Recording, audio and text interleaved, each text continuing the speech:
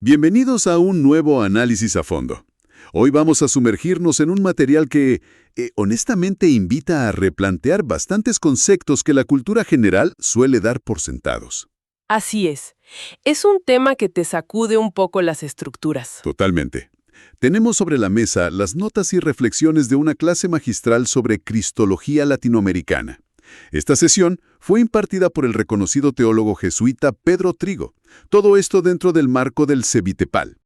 Que para dar un poco de contexto rápido, es el centro teológico del Consejo Episcopal Latinoamericano y Caribeño. Exacto.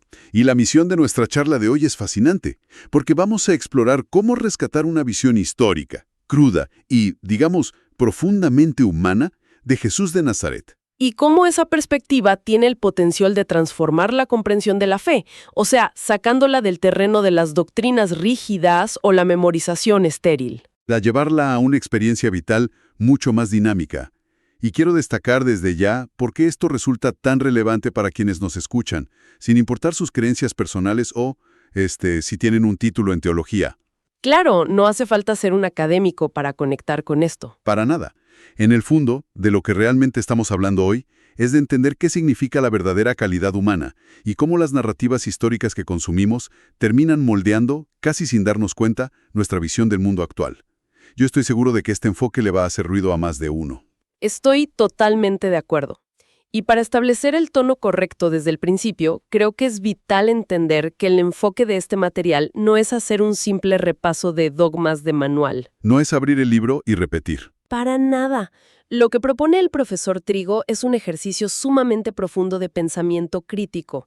Es una invitación directa a cuestionar cómo leemos la historia antigua y, más importante aún, cómo solemos proyectar nuestros propios sesgos culturales, políticos y modernos sobre textos que fueron redactados hace miles de años.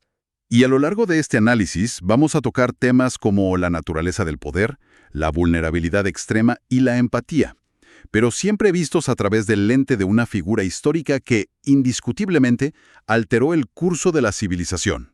Así que prepárense porque la perspectiva cambia radicalmente. Bueno, vamos a desglosar todo esto. Me parece que el mejor punto de partida es el contexto mismo de donde surge esta clase. El modelo educativo del CEBITEPAL no es el tradicional. Ellos buscan construir lo que denominan una iglesia sinodal. Que es un término muy potente hoy en día. Muy potente, y llama mucho la atención porque el objetivo explícito de ese modelo es combatir de frente el clericalismo y esa tendencia de las instituciones a hablar solo consigo mismas. A encerrarse en una burbuja. Exacto. La propuesta es que laicos, laicas, obispos, religiosos, todos aprendan, como ellos dicen, caminando juntos en un plano de igualdad. Y fíjate que el curso del que provienen nuestras fuentes tiene una estructura híbrida, muy de nuestra época. Combinan encuentros en vivo por Zoom con debates asincrónicos en foros de Moodle. Suena a detalle técnico, pero refleja un intento muy real de democratizar la reflexión teológica. Y de ese formato tan moderno sale una de las metodologías pedagógicas más interesantes que propone el profesor para interactuar en esos foros. Como educadora te digo que es una herramienta brillante. No solo para estudiar teología, sino aplicable a cualquier proceso donde uno se enfrenta a información compleja. A ver, cuéntanos cómo funciona esa metodología. Antes de ir al foro a debatir, él les pide a los estudiantes que pasen todo el material por el filtro de 4 preguntas muy precisas. La primera es, ¿qué me resuena? La segunda, ¿qué me disuena? La tercera, ¿qué no me suena? Y finalmente, ¿qué me llama a conversión? ¡Wow! Eso es básicamente hackear la forma en la que aprendemos. O sea, desarma por completo la idea del estudiante pasivo. Exacto. Desde una perspectiva del aprendizaje, esto es un antídoto contra la memorización mecánica. El método se niega a tratar a la persona como si fuera un disco duro en blanco esperando a que le carguen archivos. Asume que quien se sienta a aprender ya trae una mochila pesada. Una historia personal, conocimientos previos, prejuicios muy arraigados. Al forzar a la persona a separar lo que le resuena, que es lo que encaja con su visión del mundo, de lo que le disuena o le incomoda profundamente, se crea una fricción. El estudiante tiene que confrontar sus propias estructuras mentales con esta nueva información. Y esa última pregunta, la de ¿qué llama a conversión?, Supongo que no se refiere necesariamente a un acto religioso en el sentido estricto. No, para nada. Se refiere a qué parte de este conocimiento te exige cambiar de paradigma o de actitud ante la vida. Es un cambio de mentalidad. Claro, no es solo tragar información para un examen, es masticarla y ver cómo te transforma. Y esta postura tan crítica nos conecta con un punto de inflexión en el texto, que es la naturaleza misma de los evangelios. A veces la cultura popular asume que los evangelios son algo así como una página de Wikipedia del siglo I. Como una biografía cronológica y documental, sí. Tal cual, pero el autor es muy enfático en aclarar que no es así. Fueron textos escritos por discípulos de la segunda y hasta tercera generación. Hablamos de una época en la que los testigos oculares directos ya casi no estaban vivos. Y el propósito central de quienes escribieron no era documentar datos fríos. Su objetivo era suscitar y sostener la fe de sus comunidades. Entonces, intentar leerlos como un libro de historia puro, o peor, como una lista de conceptos para memorizar, arruina por completo su intención original. Ese es un error de lectura muy común hoy en día. Si uno olvida el contexto de esa escritura, que era una cultura del Mediterráneo oriental de hace 2000 milenios, bajo una ocupación militar romana, cae en un vacío interpretativo enorme. Y ahí es donde llenamos los espacios en blanco. Exactamente. El texto advierte que, al ignorar esa gigantesca brecha cultural e histórica, lo que terminamos haciendo es rellenar los huecos con la mentalidad de nuestra propia época. Moldeamos la figura de Jesús para que encaje cómodamente en los valores de nuestro status quo actual. Valores que muchas veces son diametralmente opuestos a lo que esos textos intentaban comunicar en su origen. Y aquí es donde el análisis se pone increíblemente revelador. Pienso, por ejemplo, en cómo la cultura moderna interpreta los milagros. Ese es un ejemplo perfecto. Si leemos estos textos con una mentalidad, digamos, de un CEO moderno o de un fanático de los superhéroes, donde el éxito significa aplastar a la competencia y mostrar dominio absoluto, vamos a malinterpretar los milagros como simples demostraciones de fuerza bruta. Como si Jesús estuviera presumiendo de su poder para intimidar. Exacto, como un despliegue de poderío militar o corporativo. Es una analogía muy acertada. El argumento que plantea Trigo va justo a la yugular de esa idea. En nuestra sociedad contemporánea hemos asimilado, casi inconscientemente, que quien tiene más poder es quien está más arriba en la pirámide. Y sobre todo, asociamos el poder con la capacidad de imponer nuestra voluntad sobre los demás, ya sea por las buenas o si es necesario por la fuerza. Así es, tomamos esa lógica vertical, esa lógica de dominación, y se la proyectamos a lo divino. La deducción automática es, si esta figura representa a Dios, su poder debe ser incontrastable, aplastante, no debe tener rival. Pero si uno mira los textos de cerca, como propone la clase, el resultado es completamente distinto. ¿Qué tipo de poder se describe realmente ahí? El único poder real que se le atribuye a Jesús en estas narrativas es lo que el autor llama un amor misericordioso. Y lo revolucionario de este concepto es que es un poder que opera siempre de manera estrictamente horizontal, a ras de suelo. O sea, nunca de arriba hacia abajo. Nunca. En ningún momento de los relatos, bajo ninguna circunstancia, se describe a Jesús imponiéndose por la fuerza sobre la voluntad de otra persona. Es una autoridad que inspira, que sana o que acompaña, pero que jamás coacciona. Pero a ver, me pongo en el papel de abogado del diablo por un segundo.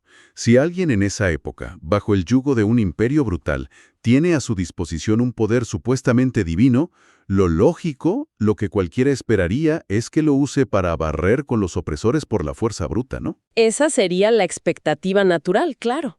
Suena casi contraintuitivo para la mente humana, tener poder y no usarlo para dominar y aplastar al enemigo. Suena contraintuitivo porque nuestra mente está colonizada por la idea del imperio. Y el material aborda esta tensión de manera magistral citando una referencia bíblica fascinante, que es el capítulo 7 del libro de Daniel. Ah, el texto de las bestias. Ese mismo. Es un texto apocalíptico donde se describe una visión sobre los grandes imperios humanos que dominaban el mundo conocido. Lo interesante es cómo se los representa visualmente. Aparecen como 4 bestias o fieras monstruosas. ¿Y por qué bestias? Supongo que no es una simple metáfora visual. Para nada. Se los representa como bestias porque la esencia misma de esos imperios es imponerse triturando a otros, mediante la violencia. Al basar su existencia en la fuerza bruta y el dominio, inevitablemente pierden su humanidad. Se deshumanizan y se vuelven maquinarias devoradoras. Tiene todo el sentido. Ahora, lo crucial del análisis de Trigo es la alternativa que el texto propone ante esta realidad. Frente al poder de las bestias, la respuesta divina no es enviar a una fiera buena. No es mandar un monstruo más grande y más fuerte que despedace a los imperios anteriores. Exactamente. La visión describe que la alternativa llega en la forma de uno como hijo de hombre. O sea, la respuesta definitiva ante la barbarie del imperio salvaje no es más violencia, sino, sencillamente, la humanidad en su máxima expresión. Tal cual, la solución al sistema de las bestias es recuperar la dimensión humana plena.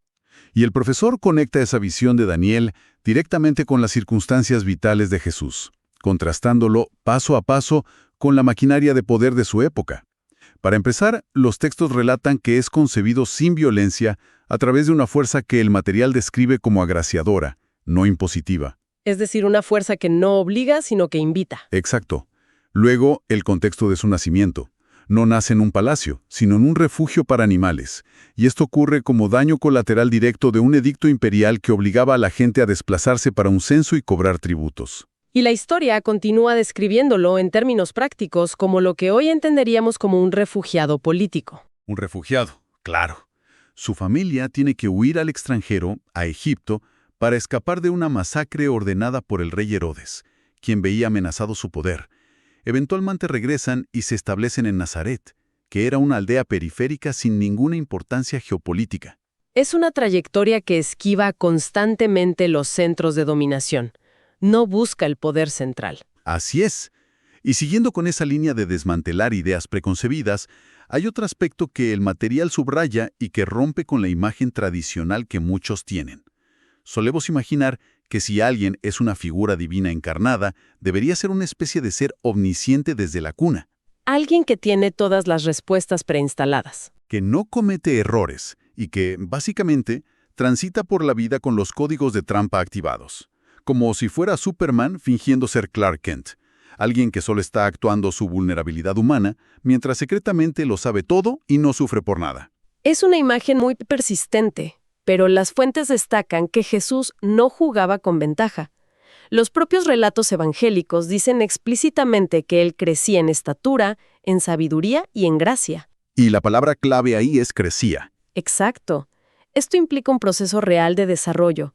Tuvo que aprender el oficio de sus padres, tuvo que tantear, cometer los errores típicos del aprendizaje, descubrir cómo funcionaba el mundo a su alrededor y procesar su realidad paso a paso como cualquier niño de su vecindario. Si hubiera sabido todo desde el día 1, su humanidad habría sido solo una puesta en escena, un teatro. El argumento central de esta cristología es que su grandeza no radicaba en evadir las limitaciones de la condición humana, sino en asumirlas por completo. Ese concepto de asumir la humanidad hasta el fondo nos lleva a una de las metáforas más potentes de toda la clase. El profesor Trigo se lanza a desmentir tajantemente lo que él llama el mito del centauro. Una analogía brillante, por cierto. Sí, y lo ilustra de una manera que se te queda grabada. Dice que la gente tiende a imaginar a Jesús como si fuera un centauro espiritual. Ya saben, la criatura mitológica que es mitad caballo, mitad hombre. En este caso, lo ven como 50% Dios y 50% humano. Un ser híbrido. Un híbrido, sí, pero el texto rechaza esta idea por completo. Jesús no es un centauro. Y el rechazo a la idea del centauro tiene implicaciones filosóficas enormes. El profesor se apoya en una carta muy antigua, la de los Colosenses, que dice textualmente, «En él habita toda la plenitud de la divinidad corporalmente». Toda la plenitud, no la mitad. Toda. Lo que el autor hace es desmenuzar la tremenda paradoja que esto supone para nuestra mente lógica. Para nosotros resulta casi incomprensible que lo infinito, lo eterno y lo absoluto pueda residir de forma íntegra dentro de un cuerpo humano, que por definición es frágil, finito y corruptible. Porque a lo largo de la historia, muchas corrientes de pensamiento han visto el cuerpo humano como un envase deficiente, una prisión para el espíritu. Sin embargo, la propuesta aquí le da la vuelta a esa idea. El argumento postula que la divinidad no se manifiesta haciendo cosas que biológicamente son imposibles para un ser humano, como levitar o lanzar rayos desde los ojos. Como un superhéroe de cómic. Tal cual. La manifestación de lo divino ocurre al revelar la cumbre absoluta de la calidad humana. Es un concepto donde se es tan completa radicalmente humano, llevando la empatía y la entrega hasta sus últimas consecuencias, que es precisamente a través de esa humanidad desbordante donde se hace visible lo divino. No a pesar de ser humano, sino precisamente por serlo plenamente. Exactamente. Me encanta cómo lo explicas y creo que el clímax absoluto de toda esta idea aterriza en la escena del centurión romano, que se narra en el Evangelio de Marcos. La forma en que la clase analiza este momento me dejó pensando muchísimo. Es probablemente el momento más intenso del análisis. Sin duda.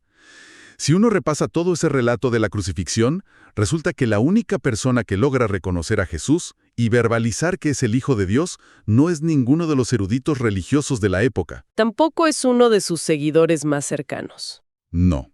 Quien hace esa confesión es un centurión romano, el mismísimo comandante militar enemigo que estaba a cargo de supervisar su tortura y ejecución. Y los detalles históricos que aporta el material sobre esa escena son crudos. Es cierto, pero absolutamente necesarios para dimensionar el concepto de calidad humana en su punto más crítico.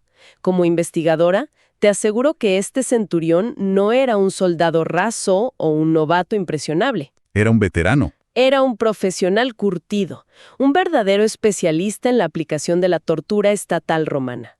A lo largo de su carrera, seguramente había visto a decenas o cientos de condenados agonizar en una cruz.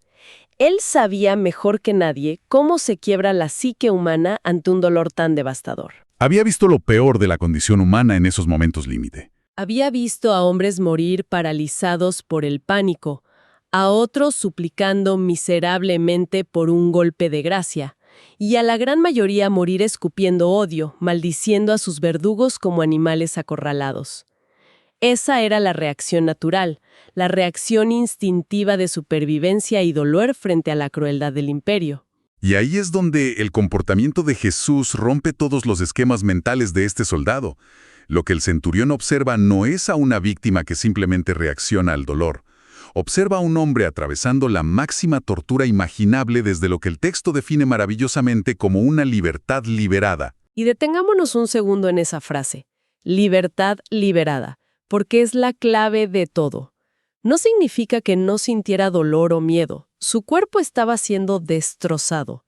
Significa que su reacción no estaba esclavizada ni por el instinto animal del sufrimiento, ni por el odio hacia quienes lo lastimaban. Mantuvo intacta su capacidad de decidir cómo responder. Mantuvo una serenidad incomprensible para ese contexto. No miró a sus verdugos con deseos de venganza, sino con una compasión genuina. Fue capaz de ver la humanidad en quienes lo estaban destruyendo físicamente. Y el punto central de Trigo es que fue esa inmensa calidad humana, sostenida en el momento de mayor vulnerabilidad y humillación imaginable, lo que sacudió los cimientos de ese soldado romano. El centurión no vio los cielos abrirse ni presenció un truco de magia donde la cruz se rompiera en pedazos. Lo que presenció fue una empatía y una dignidad tan abrumadoras, tan fuera de lo común, que lo obligaron a reconocer que en ese hombre roto había algo que trascendía lo puramente terrenal. Ese instante es el núcleo de todo el planteamiento teológico que estamos analizando. La verdadera grandeza, el triunfo real, no se midió por la capacidad de bajar de la cruz y fulminar a las legiones romanas. Esa habría sido la típica reacción imperial, el triunfo de la bestia de Daniel. Tal cual. La grandeza se midió por la resistencia de mantener la conexión humana con el otro, de no deshumanizarse frente al enemigo, incluso cuando el cuerpo está siendo destruido. Es el triunfo definitivo de una individualidad que desarrolla todas sus capacidades, no para escalar posiciones, acumular estatus o ejercer dominio, sino para entregarse de forma gratuita al bienestar ajeno. Llegados a este punto, la pregunta natural para cualquiera que haya seguido el hilo de esta conversación es, bueno, ¿y esto cómo aterriza en la práctica? Porque la teoría es hermosa, pero la aplicación es otra cosa. Exacto. Si alguien decide acercarse a este mensaje hoy, en pleno siglo XXI, ¿qué se supone que debe hacer? Y Lafuerte hace una distinción muy afilada entre dos conceptos que a veces confundimos, que son imitar y seguir. Advierte que el camino no consiste en una imitación literal o mecánica de los actos de Jesús. No tendría sentido intentar vivir exactamente como un artesano del siglo I, porque nuestro contexto histórico, tecnológico y social es un universo completamente distinto. La imitación ciega es un callejón sin salida. Lo que el texto propone es el seguimiento. Y esto significa un ejercicio de imaginación moral y de acción. Consiste en hacer el equivalente de lo que él haría si estuviera inmerso en nuestra realidad actual, enfrentando nuestros problemas sistémicos, económicos y sociales. Y el imperativo que marca el autor es que esa acción debe hacerse siempre desde una perspectiva solidaria con quienes se encuentran en los márgenes, con los que están más abajo en la estructura social de nuestra época. Y me parece fundamental mencionar que este enfoque, este humanismo tan radical, no es simplemente una interpretación solitaria o rebelde de un profesor universitario. El material conecta todo este hilo argumental con posturas oficiales y contemporáneas de la Iglesia. Rescatan, por ejemplo, unas palabras sumamente potentes del Papa Pablo VI pronunciadas al cierre del Concilio Vaticano II. El mensaje central ahí era que para conocer a Dios es preciso conocer al ser humano. Es una frase que lo resume todo. Es un rechazo frontal a la idea de que la religión es una especie de cápsula de escape para huir de los problemas del mundo hacia una espiritualidad etérea y desconectada de la realidad social. De hecho, en ese mismo contexto histórico, se menciona cómo la institución llegó a definirse a sí misma como sirvienta de la humanidad. La premisa profunda detrás de esa declaración es que cualquier esfuerzo auténtico por el desarrollo humano, cualquier movimiento genuino hacia la empatía colectiva y la justicia, converge inevitablemente con este mensaje. La fe reafirma su compromiso ineludible con la vida concreta de las personas. Así es. Nos dice que todo el aparato religioso pierde su sentido si no está al servicio del florecimiento humano. El rostro de lo divino, bajo esta óptica, no hay que buscarlo en las nubes, sino en el rostro del ser humano que tenemos enfrente, con un énfasis particular cuando ese rostro refleja dolor, exclusión o necesidad. Es una manera de ver las cosas que te sacude bastante, sinceramente.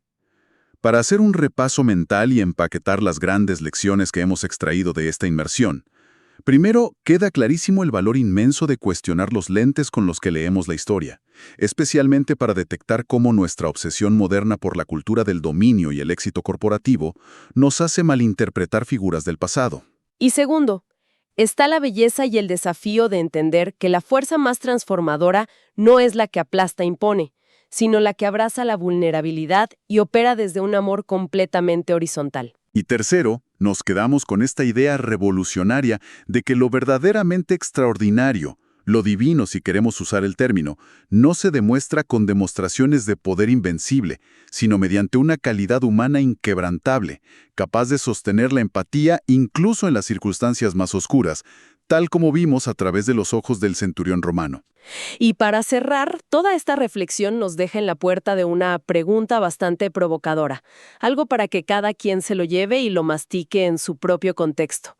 Si de acuerdo a lo que hemos desglosado hoy, la revelación máxima de grandeza no fue un despliegue de fuerza bruta o de control sobre los demás, sino una demostración absoluta de calidad humana y conexión en el punto de mayor vulnerabilidad física y emocional, imaginemos por un momento qué pasaría si trasladamos esa métrica a nuestro mundo actual. Una métrica completamente distinta. ¿Qué pasaría si dejáramos de medir el éxito de una persona o de una civilización por su capacidad de dominio, por el estatus que acumula o por las ventajas que le saca al resto? ¿Qué pasaría si empezáramos a evaluar el verdadero progreso de nuestras sociedades única y exclusivamente por nuestra capacidad de mantener la empatía, el cuidado mutuo y la dignidad en medio de nuestras crisis más profundas y nuestros conflictos más dolorosos? Es una pregunta que definitivamente hace ruido porque desafía la brújula con la que solemos navegar todos los días. Nos obliga a mirar de frente no solo lo que creemos, sino cómo interactuamos con el mundo cuando las cosas se ponen difíciles. A quienes nos acompañan al otro lado del audio, los invitamos a dejar que esa pregunta resuene y quizá encuentre respuestas en sus propias realidades. Ha sido un recorrido extraordinario por las ideas de este material. Gracias por sumarse a este espacio de exploración Ideas a Fondo. Nos encontramos en la próxima inmersión.